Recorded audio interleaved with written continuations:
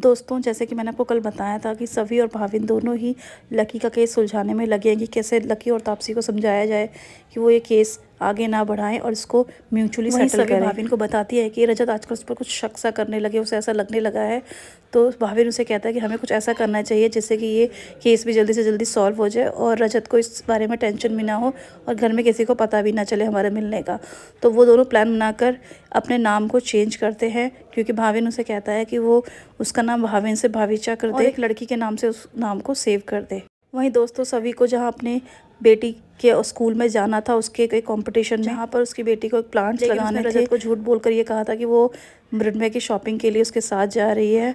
परंतु मैंने आपको जैसे कल बताया था कि मृण्मय को सवी से बात करते हुए आशिका देख लेती है कि वो दूसरी और भाविन के साथ ही होती है, और वही चीज़ वो स्कूल में जाकर रजत से मिलने के बाद कह देती है। सवी उससे झूठ बोल रही है और उसको धोखा दे रही है। वो कहीं भी मृण्मय के साथ शॉपिंग में नहीं गई, क्योंकि शॉपिंग में वो उसके साथ गई थी और उसकी पत्नी जो है वो भाविन से ही मिलने गई है। रजत को उसके पुराने दिन याद आ रहा है कि कैसे आशिका ने भी इसी तरीके से उसको धोखा दिया था, उससे झूठ बोला था, इसी तरीके से नाम चेंज करके रखा था।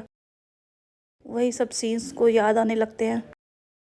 वहीं दूसरी ओर सभी रात भर उसका इंतज़ार कर रहे होते हैं, लेकिन वो घर नहीं पहुंचता। भाविन का फ़ोन भी आ जाता है और भाविन उसे बोलता है कि वो चिंता ना करे, रजत घर ज़रूर आएगा टाइम से, शायद किसी बिजनेस मीटिंग में रह गया। इंतजार करते करते सभी तो सो जाती है, लेकिन सभी के फ़ोन पे फिर से भाविन का फ़ोन एक लड़की के नाम से आता है, जो रजत उठा लेता है और उसे पता चल जाता है कि उसकी बीवी ने भी उसके साथ आशिका वाला ही गेम खेला है, और वो बहुत अपसेट हो जाता है। सभी भी मुझे धोखा देने लगी। रजत कहाँ है? वो तो ऑफिस चला गया, कह रहा था कि कुछ जरूरी काम है, रात को लेट आया था।